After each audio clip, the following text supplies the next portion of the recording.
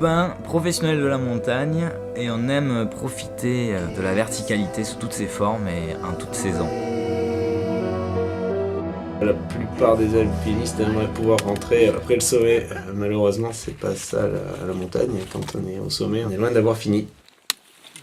On a trouvé un moyen plus rapide de descendre.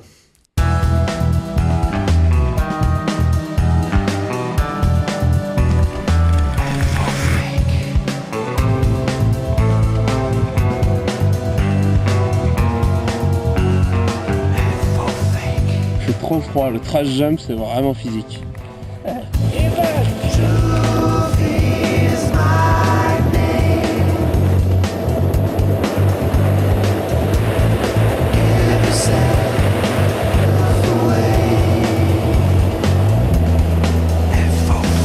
qui nous fait vibrer, c'est le paralpinisme. Contrairement à ce qu'on croit, une activité très réfléchie, pas du tout suicidaire. Je suis pas vraiment allé à la falaise, c'était plutôt un retour à la falaise. On est grimpeurs, alpinistes, on a passé notre temps sur des rebords de falaise raides à regarder le vide. Je suis revenu à la falaise en sachant sauter. Pas de sixième sens, hein. Je pense qu'au contraire, on se méfie de nous, on se méfie de ce qu'on pense, on se méfie de ce qu'on peut oublier. Donc on vérifie beaucoup de choses plusieurs fois avant de sauter. Ça ressemble plus à des tocs, hein, même. Moi je dois mettre 10 fois la main sur la poignée et 10 fois la main sur la ventrale. Alors, si tout est bien fermé. Hein. Dans l'activité base jump, il y a plusieurs disciplines qui sont regroupées. Donc la plus connue, c'est la wingsuit. C'est ce qu'on voit le plus médiatisé. Et nous, on a choisi de voler avec des tracking suits. En fait, on appelle ça des pantalons de dérive. On n'a pas d'ailes. On a les bras et les jambes qui sont complètement indépendantes. Il n'y a aucune toile, il n'y a aucun tissu, aucune surface qui relie les bras aux jambes, ni même les bras au torse ou les jambes entre elles. C'est un gros kawaii, un kawaii taille double XL, dans lequel il y a des trous, des entrées d'air qui sont orientées vers le bas et vers l'avant. Donc en avançant, les entrées d'air sont face au vent. Ça gonfle, ça pressurise tout le vêtement qui est fermé aux chevilles et aux poignets et au cou. Ça le gonfle et il fait prendre du volume. Donc en fait, c'est comme si on était un peu le bonhomme Michelin, mais léger, plein d'air.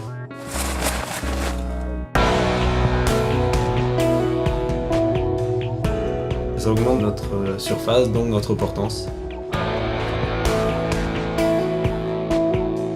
Par ce biais, on arrive à augmenter la finesse. On a une finesse de 1. 100 mètres perdus, on a avancé de 100 mètres à peu près. Hein. Ça fait une pente de 45 degrés. Ça permet de voler sur pas mal de reliefs en montagne. Finalement, en montagne, il y a beaucoup de pentes qui sont à 45 degrés ou plus. Toutes les montagnes raides, les pieds de falaise, les dalles, les talus raides. Ça nous permet de rallonger énormément les sauts.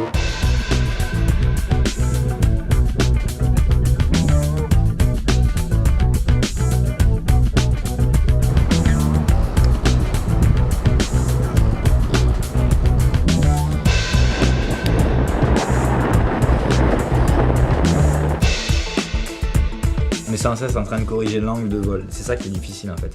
Et c'est pour ça qu'on a des sauts d'entraînement. C'est qu'au fur et à mesure qu'on chute, il y a un angle qui sera optimum. Et après, au fur et à mesure qu'on a pris de la vitesse, vu qu'on a du vent relatif, vu qu'on avance, et après il va falloir corriger l'angle. Et en permanence on corrige pour aller le plus loin possible. Et c'est ça qu'on trouve super intéressant dans le pantalon de dérive, dans le tracking suit. C'est ça, c'est la recherche en permanence du bon angle. Et il n'y a pas de moment où on arrivera à ressourcer pour remonter. Il faut toujours être bien calé dans l'angle pour aller le plus loin possible. On est parti des sauts qu'on fait tous les jours en fond de vallée, à des sauts un peu plus moyenne montagne, et puis finalement en haute montagne, avec plus de marge, plus de recherche, plus de problèmes météo, plus de tout. Et on s'est limité à des voies plus faciles, qu'on arrivait à grimper avec moins de matos, qu'on grimpait en grosse, vite. C'était vraiment agréable de se balader en montagne comme ça. Ça nous permet de ne pas laisser du matos en haut, de ne pas y retourner. Parce qu'au final, quand on est trop chargé, déjà un vol, on se fait pas plaisir parce qu'on vole pas bien. Et quand on grimpe, on se fait pas plaisir parce qu'on est trop chargé pour grimper. C'est le saut parfait en montagne, hein, Lolland. C'est vraiment une grande montagne, c'est raide. Il y a 500 mètres de raide en haut. Et ensuite, un peu moins raide, mais on est quand même bien raide. Et il s'envole.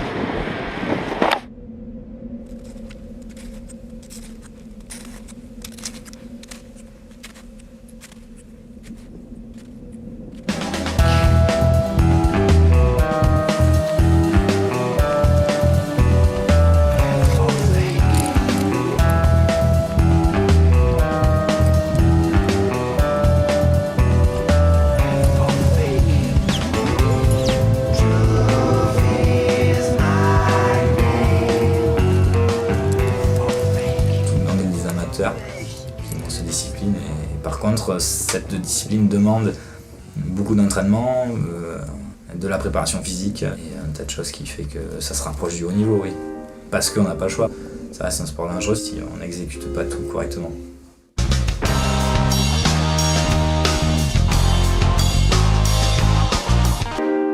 Ce qui est plaisant dans cette activité du paralpinisme, c'est qu'on a toutes les cartes en main. L'alpinisme, c'est être responsable de son corps, être 100% responsable de soi. Pas se fier à quoi que ce soit d'autre. Il n'y a personne qui décide pour nous. Allez, il faut qu'on batte.